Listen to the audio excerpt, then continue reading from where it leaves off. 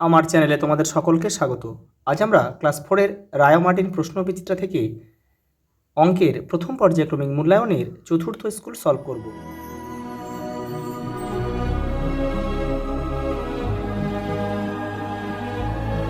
চার অঙ্কের সংখ্যাটি হলো, প্রথম প্রশ্ন দেখো, 4 অঙ্কের সংখ্যাটি হলো,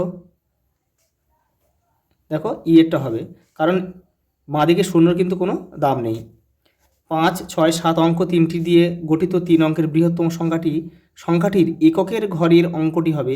তাহলে দেখো এই 5, 6, 7 দিয়ে গঠিত 3 অঙ্কের বৃহত্তম সংখ্যা হবে 7, 6, 5, মানে 765। তাহলে এককের ঘরের সংখ্যা কি 5, তাহলে আমাদের উত্তর হবে ই।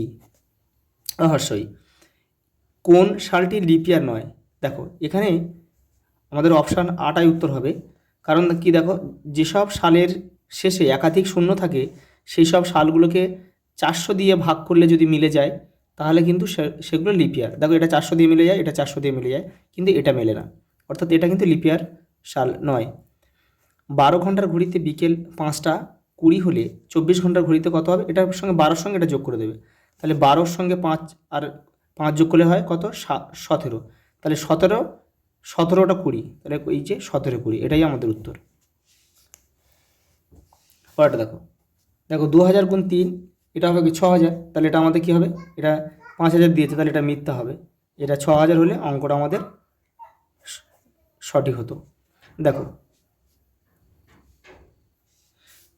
পরেরটা দেখো, 9 গুণ 11 গুণফলটি 7 গুণ 12 গুণফলের থেকে বেশি।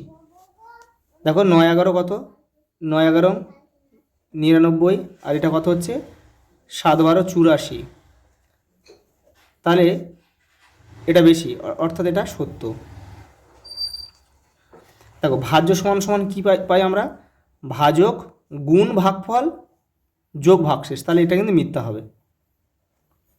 দেখো ভাজ্য সমান সমান আমরা পাই, কিন্তু আমি লিখে দিচ্ছি এটা হবে ভাজক, দেখো ভাজকের সঙ্গে ভাগফল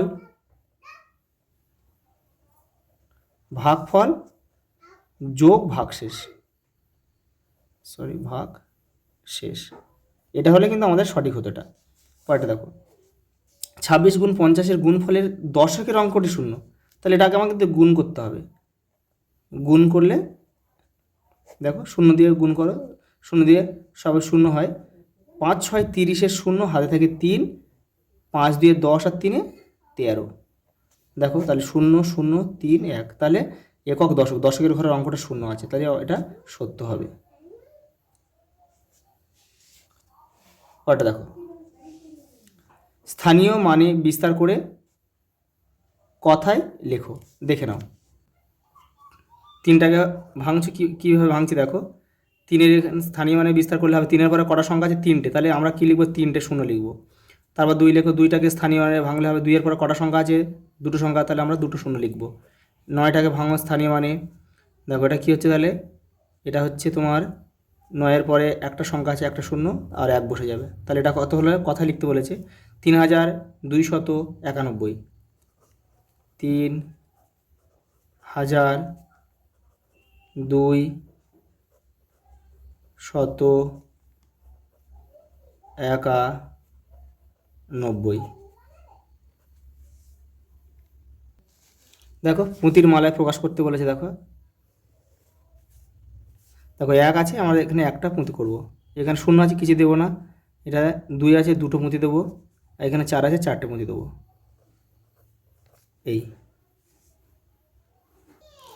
পরেরটা দেখো, মানের ঊর্ধ্বক্রমে সাজা। ঊর্ধ্বক্রম মানে ছোট থেকে বড়। দেখো এখানে সবচেয়ে ছোট আছে কিন্তু 500, তাহলে 512।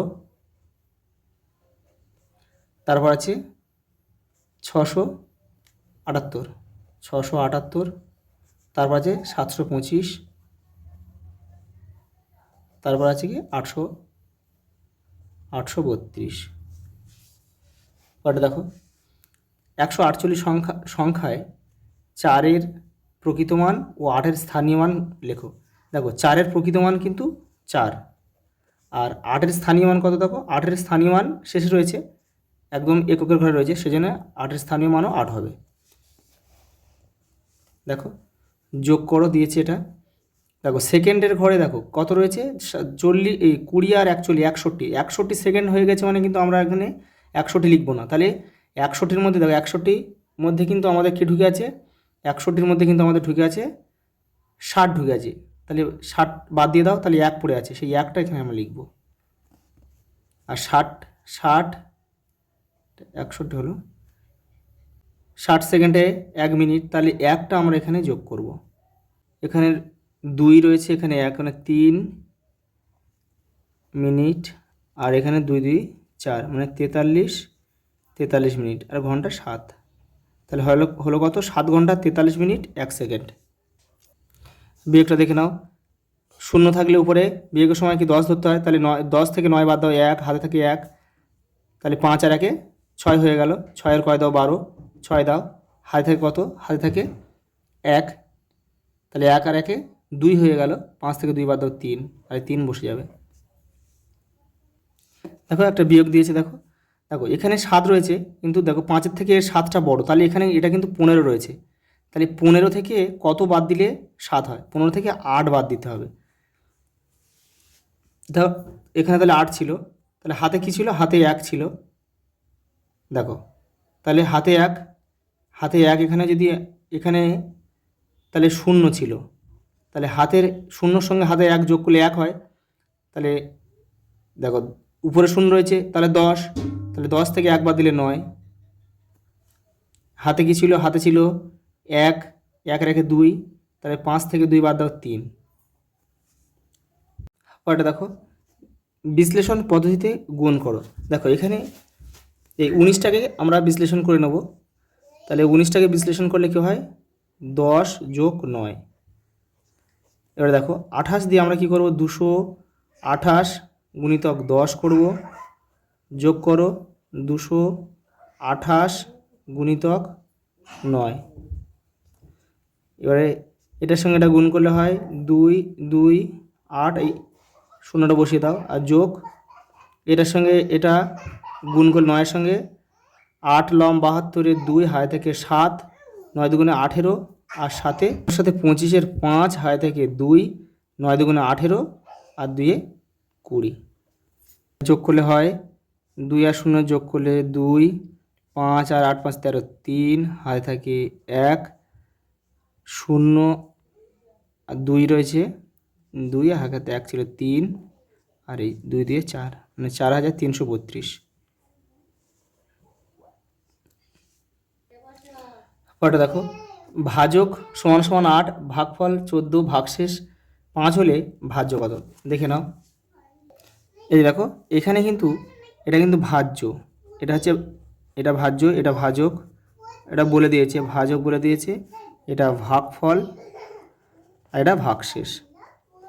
আচ্ছা এবার দেখো আমরা ভাজ্য বের করতে গেলে কী করব, ভাগফলের সাথে ভাজক গুণ করব।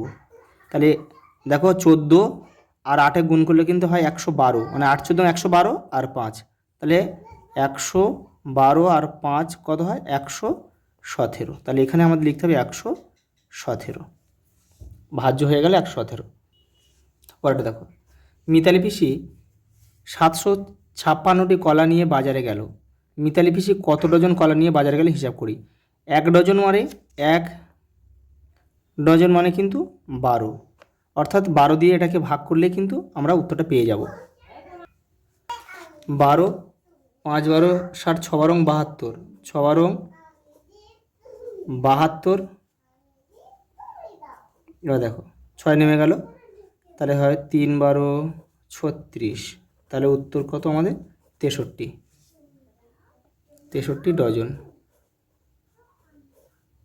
ডজন। পরের প্রশ্ন দেখো, পাড়ার খাবার জলের কলটা মেরামত করতে হবে, প্রত্যেক পরিবার 140 টাকা করে চাঁদা দিয়েছে, 46টি পরিবার আছে, মোট কত টাকা চাঁদা দিল। তাহলে এটাকে কিন্তু গুণ করতে হবে, 140 গুণ 46, এটা কিন্তু তোমরা করে নেবে। পরেরটা দেখো, স্বাধীনতা দিবসের দিনে পাড়ার 2128 জন অনুষ্ঠানে এসেছে, তাদের মধ্যে 931 জন বড় ও বাকিরা শিশু। প্রতি শিশুদের 4টি করে লজেন্স দিলে মোট কতগুলি লজেন্স দরকার হিসাব করি। দেখো তাহলে কী করবে, 2128 থেকে তোমরা 931টা বিয়োগ করবে, করলে যেটা বেরোবে সেটা হচ্ছে শিশুরা বেরিয়ে গেল।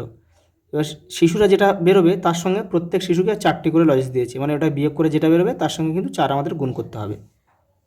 এই দেখো দেখো প্রথমে যে মোট, এটা হচ্ছে মোট জনসংখ্যা। এবার এটা বড়রা বাদ দিয়েছি, তাহলে কি শিশুরা পড়ে রয়েছে এটা, আর প্রত্যেক শিশু 4টি করে পেয়েছে, গুণ করে দিয়েছি, এটা 4788টি লজেন্স লাগবে। আচ্ছা এই পর্যন্ত, দেখা হবে পরের ভিডিওতে।